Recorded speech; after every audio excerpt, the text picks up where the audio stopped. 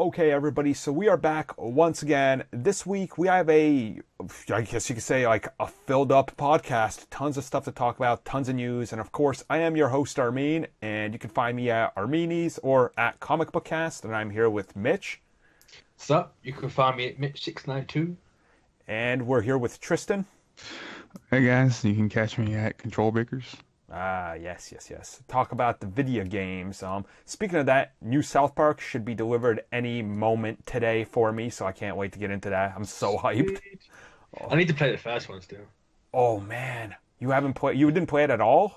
I never got around to it. Oh, Just stay off of YouTube because like everyone's been playing that for the last couple of days because a lot of people got it early. You can think you can thank Best Buy because like I just got some of my stuff early through Best Buy. Yeah, I ordered mine directly through Ubisoft because they were the ones selling the Ultimate Collector's Edition or whatever, and I ordered it 2 years ago when they first announced the game. So it's taken forever. But yeah, we're not here to talk about South Park. We're here to talk about the films. So let's get into the topic number one, guys. And this week's topics were actually brought to us by Joe. He wrote them down so I didn't have to scrap for news, which is good because we're actually going to talk about Logan and possible Oscar nomination and a campaign for it. Now, how do you guys feel about this? I like it. I think it kind of does deserve at least a push. Mm-hmm. At least, no. Yeah, but doesn't Try deserve and to get win. Yeah. I mean, But like, it's the first screener being sent out to people, and they don't tend to usually do very well.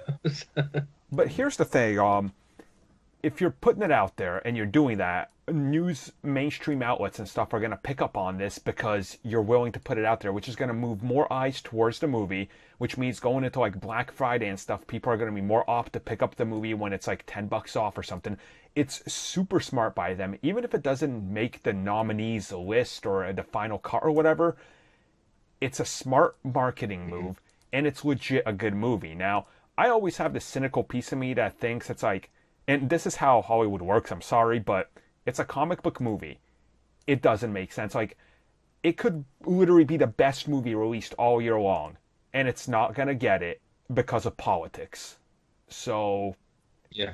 It's sad, but it's true, and this has happened before. Other movies have gotten shafted because of politics and not made the final cut, even though they should have, quite clearly they should have. And lesser movies have made the cut or even got close to winning for far less than what the competition had to offer. But it's all about the political side of Hollywood. And I'm not just insulting Hollywood. I'm insulting every industry because that's how it runs, because that's whatever industry you're in, So Yeah. The sad part wasn't. I don't know if it's kind of sad, if that's the right thing to say. But the only comic book movie I could see getting an Oscar is Black Panther. Yes. And it's going to sound horrible, but that's purely because it's the black superhero movie. Okay, now you say that Kind of like Wonder Woman. I was going to say, let me play devil's advocate and say Wonder Woman, I think, has a shot at getting at least a nom just because of the whole woman factor. Yeah, it's true. Yeah. And once again, I'm not insulting these movies. I would love it if any of these movies made that cut and finally they had that spotlight, but this is the politics. And I mean, let's talk about the Oscars that happened this year, where Suicide Squad won Best Makeup, and even a lot of the people that worked on the movie were like, Yeah. So did you guys see some of those designs in those other movies? It's like, yeah. We did. That was a really strange one. That's just a clear-cut case of like, oh, we've been paid off to vote for this movie. It's what it is. I mean, I think we've all expressed our love for Logan. I mean, that's a really phenomenal. It's the best X-Men movie or best X-verse movie they've made without you're not going to find anybody to tell you otherwise. It's literally the best one that Fox has made. So, and one of the best comic book movies out there that's ever been made. So, I mean, I think it should get a push, and they should definitely maybe even just get a nod, get into the final list. Yeah. But what's going to piss, I think, a lot of people off is, this is going to happen. You can nominate up to like 10 movies, and there's still going to be like a category where they only nominated like 5. It's like, couldn't you at least toss these other movies that we're battling for just to get them a little spotlight? Like, come on, guys. Yeah, I always find that strange. It's like, why keep upping the number if you're just going to stick to the lowest? Yep. And if you remember, they upped the number because of the whole Heath Ledger debacle thing that happened. Yeah, I do. So, I mean, there's a couple of others as well recently that they've. What was the best picture one that they did recently? I can't remember. I'm trying to remember, but I can't remember for the life of me. And I know I will after this podcast. I'm like, oh yeah. It's crazy. It wasn't that long ago, was it? No, it wasn't. It was maybe a year and a half. I can't remember off the top of my head, but it's in the last 5 years, I'm saying. Yeah, yeah. I mean, it's a weird industry, and that's, the political game and stuff, and it's like whoever is in charge of the movie. It's kind of like if, I'm not saying it's going to happen, but if, let's say Black Panther somehow gets a Best Picture nominee next year, right? Like, it's going to be weird, and a lot of people are going to be playing the game being like, oh, we know why it did it. It's like, well, maybe not. Yeah. But that's the problem, isn't it? It's kind of like, is it going to win? Could it win it on merit, or is it just purely like a political diversity win? Mm-hmm. And that's always this tippy-toe game you're playing with it. And I mean, a lot of people are going to want me. I'll just quickly mention it because it's like this happens in every industry. Just because I follow it, I'll quickly mention how it happens. In the bodybuilding world, there's been Phil Heath, who's won like 7 Olympias in a row, even though 3 of them he should have clear-cut lost, but it's a political game because he's friends in, certain places and stuff. And that's how Hollywood works. If you know the right people, you push yourself enough, you just kind of get it by the virtue of what you've done. And don't forget, we're into Oscar bait season right now, so... Oh, yeah. 100%. Oh, man, it's going to flood. I'm pretty sure that... What's that Ridley Scott film? The freaking train one?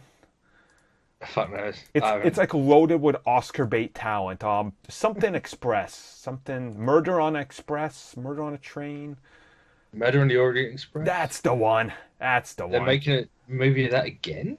I'm pretty sure that's going to be an Oscar baity because I watched that trailer. I was like, oh boy, this is everything Hollywood old people like. It's just loaded with the fresh faces and the Oscar baitiness. So, just letting people know it's a political game and that's how it's happening. So, hopefully, just give Hugh Jackman a Best Actor.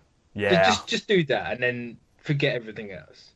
I don't know if I would personally give it Best Movie or anything. Or maybe even Daphne Keane, Best Supporting Actress. Oh God, I think I'd be happy with that one. Yeah, just those two. I agree. Maybe with that. cinematography actually. Some technical ones, but yeah. Well, I mean, for comic book movies, I think it's the only one that's had a shot in forever. Yeah, one with a legit shot. I might have given RDJ a nod from Civil War, maybe. I don't know. Yeah. Push, but apart from that, I think. Yeah, so I guess we'll find out more as the Oscar season draws close. Hey guys, let me tell you what Joe wrote here before we get into this topic. Lucasfilm adding more to Han Solo spinoff. Side note, do people even care about this movie anymore? Yeah. Judging by the news today, no, I don't think. So, what do you think of the title Solo, a Star Wars anthem? I mean, if you put hype is before I agree with the title. But yeah. Hype is so low. It's a plain title, and the big news earlier this week was that he's added 2 characters from the expanded universe into the film. And at this point, from what we're hearing and how long they've been reshooting this and doing that, it sounds like they've reshot probably 70% of the movie. Yeah, I wouldn't be surprised. It's pretty extensive, according to reports.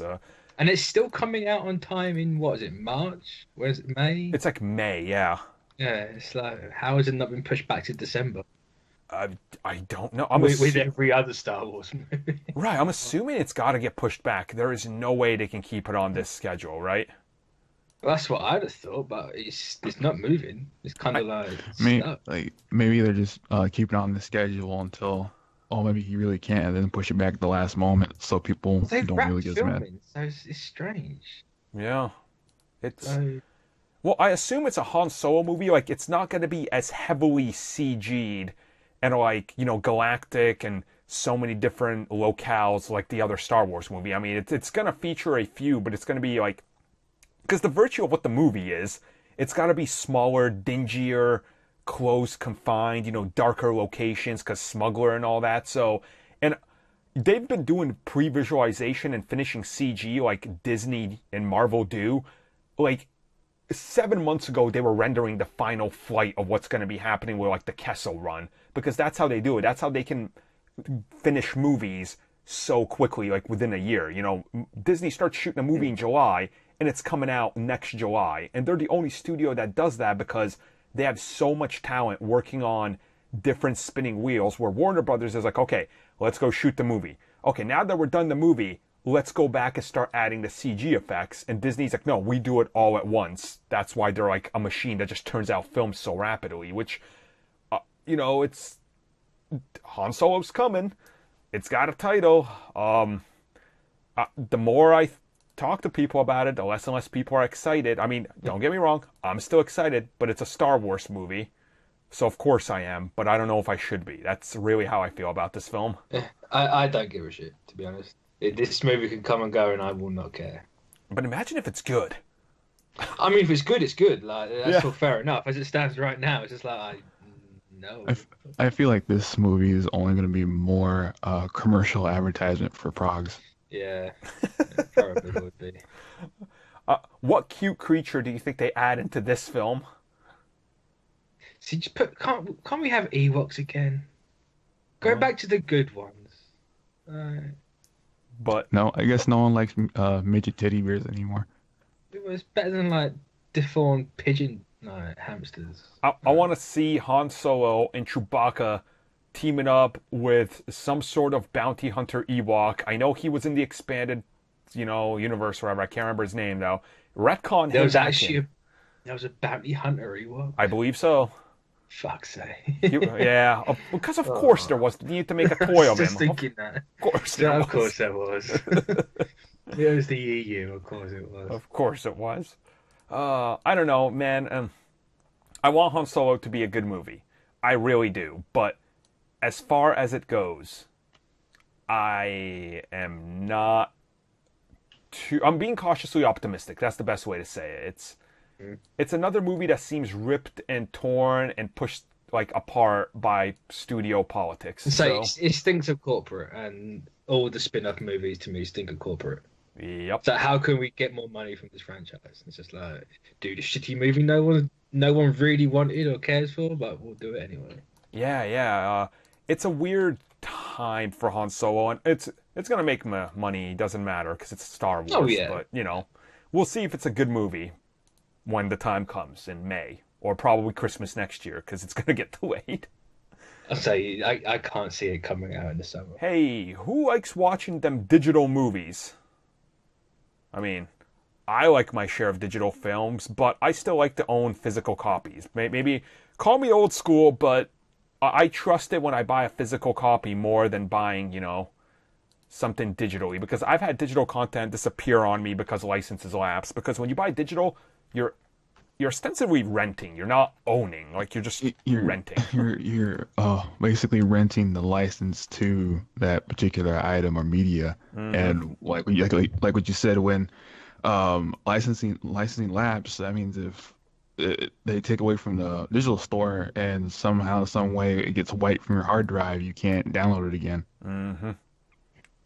So I'm not a digital movie person. I'm always physical. I don't know why. Like, it's just one of those. Like, I think it's the only the thing that I actually kind of stick with physical.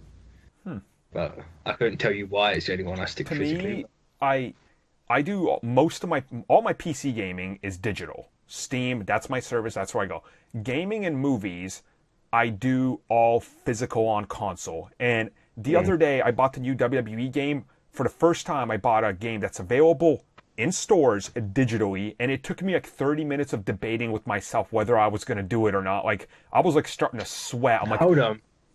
You went to the store to buy a digital game. Well, no, you can, but I was thinking of going to buy the card, and I actually just ended up buying it on PlayStation because I don't like to use my credit card info on the stores.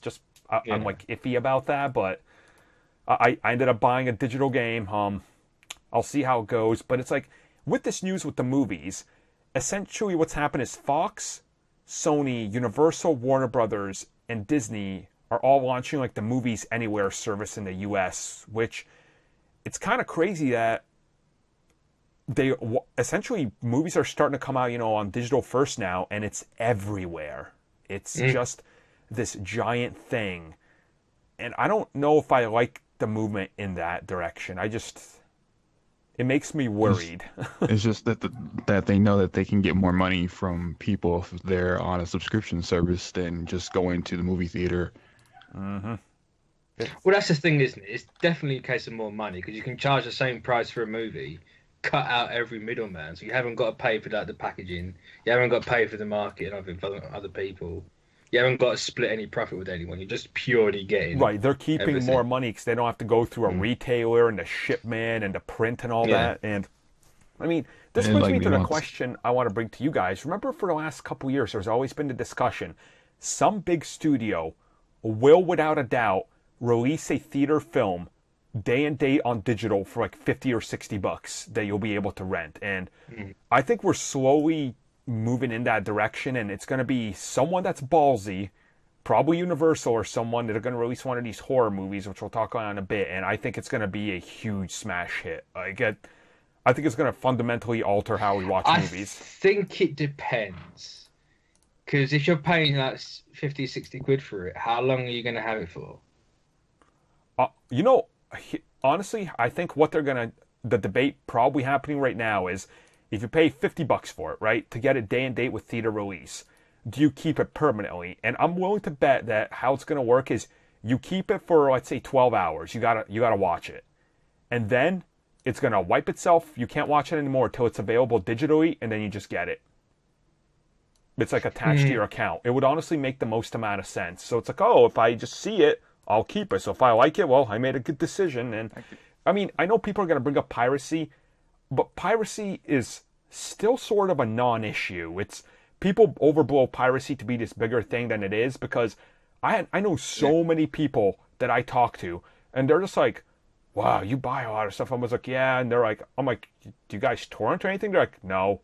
Like, nobody I know torrents, and I know so many people. So it's when you hear it online, it's bigger, A lot of people who do torrent the movie if they're not sure about it. Yep. And then they'll watch it. If they enjoy it, they'll go watch it in the cinema. Yep. Hands in the air. I've done exactly that in the past. I have done that 100%. So it's like, I don't think it really affects them. That's, like Spider-Man could be on torrents and that movie still pulled in $750 million. Yeah. Like, how much did it really get affected by it? And the thing is, like, it's the same thing with video games. I myself have been like in a situation where like I'm a little strapped for money right now. I could buy like 2 games this month or a game, and there's like 4 out. And on PC, I'll go on, I'll literally just torrent one, try, and be like, this is actually fully worth me trying, buying this game. And I'll go to the store and buy it because it's like, support the developer because it's good. I know tons of people that do that for video games. So it's almost like we're at this day and age where, and make no mistake, studios lie to you. They outright just lie to you. So you as a consumer have to be smart and try to fight back. And a lot of people use that as a means to do it. But I think digital movies will take off in the next 5 years. There will be that one big studio that's going to do it. And I think it's going to completely change Hollywood. I think it was Warner Brothers in DC who actually had it on the table that they were thinking about. Was it the BVS rumor that had that? Yeah, there's BVS, and then I think it was Justice League and one other movie. Yeah, or something like that. Yeah, but see, the only way I'd personally pay 60 quid for a movie that's in cinemas is if I had that movie for the entire theatrical run. So you paid 60 when for opening night. You get that for 3 months, and then after those 3 months, it's gone. Yeah. And I know the theater chains are not liking this at all because they even tried to protest against the subscription service for Movies Anywhere, where you pay a subscription fee, and for the whole entire year you get to see as many as many movies as the subscription fee would allow you for that year. So you only get to. See, we haven't got that issue over here because each chain has their own see any movies a day for £13 a month or something like that. Yeah, that's why over here they didn't like it, because this is basically you get to Because yours is see the third party one, isn't it, that one? yeah. Yeah. So This yeah, is all... well, I'm assuming we're gonna come back to this because it's gonna be a growing thing in Hollywood in the next couple of years. So we'll get back to talking about digital and on-demand soon. We recently just finished talking about the whole digital service, so this brings us to a topic Joe put on here. The Conjuring movie universe passes 1 billion. The Conjuring, of course, it's a big Hollywood horror franchise, and honestly, I think this is going to be the first franchise to do the theatrical simultaneous release with digital, because it's low-budget horror, and they know they'll make back their budget in like Thursday night previews. So, like, Yeah. it's. I mean, I've never watched The Conjuring. It's not my type of movie. So. I watched the first one. It's Is that? it's not my type of movie either. I get why people like it, but I'm amazed by how big these big, like, money-making horror movies are so cheap to make, and the fact that the studios turn out the same movie 3 to 4 times a year and the people still go see them. I'm like, I can tell you exactly when something's going to pop up, and sure enough, there it goes, and the people are always scared by the same thing. I'm like, when you saw that hand underneath that, like, I don't know, cupboard or whatever, that at some point someone's going to go down and look at it, and a crazy pair of eyes and a loud pop noise is going to open. It's the same thing every movie, but So people keep basically going. jump scares. Yeah, it's all the time. I don't get it, but hey, people love it. Congrats to them for being able to turn a franchise that like nobody liked into, this giant thing. It's like Paranormal Activity. Do they still make those? I don't know. Yeah, they do, but now I guess they're going off with a spinoff. Last time I know. I know Joe likes it because he liked it because of they had the Mexican spinoff that he watched. Yes. I remember that. Because it's like, if you look at it, The Conjuring started as The Conjuring, which I watched. I didn't watch the second one. I watched Annabelle, and then there was Annabelle 2, and then there's The Nun and The Nurse, which are all in the same continuity. This is like a shared universe of its own. Like, I don't even know when this happened. It's kind of insane, honestly. So these movies aren't on my radar at all. No. The only horror movie I've got on my radar at the minute is New Mutants. No, that's literally it. So. Same. I mean, like, good for them for like passing 1 billion. No. Yeah, it shows you that. How do I say this without sounding? Okay. It shows you that if you like stupid crap, it'll make money because you'll see it. That's the way I say it. Like they found their audience and they played on it fucking hard. Yeah, they did. And they're also kind of really the second most successful cinematic universe. Yeah. I mean, people are flocking to see it, and they got good reviews, and they literally make pure profit the day they're released. So you can't really fault them for spinning out like 2 a year. So. Yep. See, I didn't even know they did 2 a year. Oh my god, dude! They're just piling these movies on. They got short films and side stories, and yeah. I mean, they can do that. It's horror. You can basically make the lore about based on stories. It's not that hard. True. And good for them for keeping it low budget and not falling into the horror trap of everything has to be CG. Yeah. True. I like that. We have come full circle on every Book the Ticket podcast to once again talk about Star Wars. The Last Jedi this time, though. Interesting stuff is happening. There's a lot of speculation these last few days. Is Luke Skywalker going to end up being like the ultimate bad guy in this movie? Well, if you look at the posters, yeah. Yeah. Well, for me, it feels like he's going to be a bad guy in a different sense. Like, I think that's probably more how it's going to play out. I think they're going to put the old switcheroo on people. But yeah, like he's afraid of what the Force could become in the wrong hands, and he's worried that he may not be able to stop it or control it. Yeah. So I never noticed the whole like villain in the background thing. Like, I get it. I knew villains are always get put in the background, but then I never clicked looking at this poster. It's just like, like I don't think he will be a villain, but it's a nice little. You're not thinking deep enough about the poetry, Mitch. It's all in the poetry of Star Wars. But wouldn't the poetry mean that it's Jar Jar? Because that's the outline the poster makes. Well, clearly it's Jar Jar. I feel like Star Wars at this point, I feel like they have to do something insane and ballsy to get people to stop with the damn comparisons. So if you're going to make Luke the ultimate bad guy, I can kind of see how they could work that in, and I have my own theories on how they could do it and what it could be mean. I'm like, I think you could pull this off and make it something astounding. And it's like, if it comes down to that, would it almost be an Empire Strikes Back moment where we get to the last 10 minutes and of course it would be. And Luke is facing Kylo. He's like, "No, I am the bad guy." I was literally just thinking that. It's like, you couldn't stop the comparisons because you're literally playing up a plot beat. Mm-hmm. So we have to have a twist here. So it's like, like plot-wise, you wouldn't have the comparison, but at the same time, structure-wise, you would. Yeah. Really, you're getting that anyway now because it's clearly they're just trying to be Empire again. Yeah, I mean, I just still get this. Luke just lost all hope, and the twist is that he's gonna regain it at the end.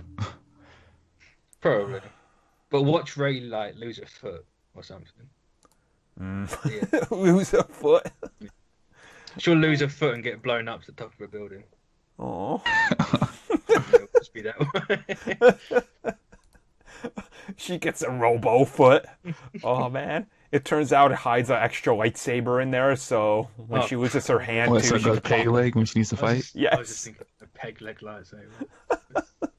Gotta sell them peg leg action figures. Oh man. I mean, it's not the worst kind of lightsaber. I mean, there are like maces and other things in the extended universe that you could use as a. But every time she runs, you would have that little boom, boom, boom, boom, boom, boom noise. It's like run and sing. I mean, how do you guys? We're like 58 days away from Star Wars, I believe. Maybe 57. I'm not really. I'm sort of counting, but not really, because I know I'm seeing it anyway. It's the week before Christmas, isn't it? It comes out. Yeah, it's like 10 days before Christmas. So, the thing with Star Wars is, I want to go into this movie almost not knowing anything, but this is one franchise you can't ignore because I walk to my mom and dad's house and I enter the door. I'm like, "Hey, what's going on?" They're like, "Did you see this rumor?" I'm like, "Oh my God, get off of Facebook, Mom. Like, why do you care who Snoke is? You don't even watch Star Wars." I'm like, "Why are you bringing this up?" Like, it's Star Wars is at this point where it's so ingrained in our culture and everything that everybody's talking about it. Like, mainstream news sites post goddamn Star Wars breakdowns. I'm like, what is even happening anymore? You can't ignore this film anymore, and any piece of news that comes out or little speculation is blown up out of proportion. It's really insane. Is Snoke Rey's uncle? Yes. I mean, that's probably a theory. See, I like the Snoke is Obi-Wan because he has the fingers in the air. Yeah, that one's clearly the leading version. It's just like, you got it, you figured it out. See, the fingers were in the same position. It's true. So, Last Jedi, it's coming down to that. I'm going to be real with you guys. I'm done watching TV spots and everything for this movie. I'm not going to seek them out because I just want to go in and be surprised. And I don't know how surprised I can be because I'm anticipating a twist. And if they don't do a twist, I think that'll be more shocking, you know? Well, yeah. I don't really have to worry about TV spots because I rarely ever watch TV anymore. No other thing. See, I haven't watched a TV spot for anything in a while, actually. Maybe because I don't think people are doing them that much anymore. I see TV spots because I'm watching The Gifted, Inhumans, and the T-comic shows. That's the only times I'll see them. The only time you see major TV spots for movies now is during sports games. Yep. It's the only time you'll see them. Yep. So yeah, that wraps up the Star Wars talk for The Last Jedi. We made it to the end of this podcast. I would say it was pretty good. We got more topics than usual, but hey, we got to talk about the Oscars, the political game, Star Wars twice in one show, so that's something. Black Panther trailer drop. Yeah. And make sure you guys tune into the normal CBC podcast where we will be talking about the Black Panther and that trailer overall and everything in it. And New Mutants. Yeah. There's going to be a lot on the main show. So if you guys are interested in more of this or getting the shows early, make sure you guys go check out the Patreon, where you guys can also go get our Spider-Man Homecoming audio commentary. And you should go get that. You should go get that now. It's actually really good. We did a good job, which, you know, that's different than this crap where we just show up. Doing a good job makes it change, didn't it? Yeah, we put effort into that one. Yeah, it's not this. Crap. I just noticed I didn't have my beer. Oh, I never said that. Don't worry. When we have to do, I'll just have two for Wonder Woman. I was gonna say when we get to that giant CG spectacle at the end of CG fire in his mustache, we'll pound down some beers. Christ. So thanks for joining us, everybody. We'll see you next week to book the ticket. You said the name. It's the thing. Woo!